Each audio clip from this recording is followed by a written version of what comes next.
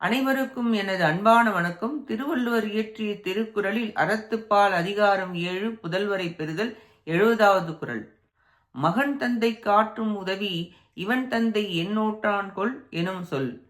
மகன் தந்தைக்கு செய்யும் கடமை பிரதிபகாரம் இவன் தந்தை இவனை மகனாகப் பெற என்ன தவம் செய்தானோ என்று பிறர் புகழ்ந்து சொல்லும் சொல்லே ஆகும்.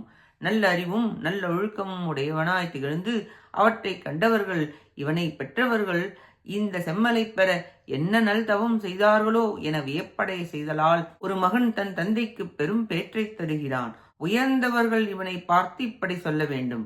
அறிவு ஒழுக்கம் பண்பு சான்றோன் என உயர்ந்து காட்ட வேண்டும். கல்வி அறிவு ஒழுக்கம் பண்பு அன்பு அருள் துறவு என படிப்படியாக உயர வேண்டும். ஒழுக்கம் இருத்தல் வேண்டும். அதனால் அனைத்து மதிப்பையும் பெறுவர். அன்பு செலுத்த அனைத்தும் பெறலாம். படித்தவனை உலகம் அதிகம் மதிக்கும். அவை அனைத்தும் இயல்பாக சொல்ல வேண்டும். இதனால் புதல்வன் கடன் கூறப்பட்டது. நன்றி, வணக்கம்.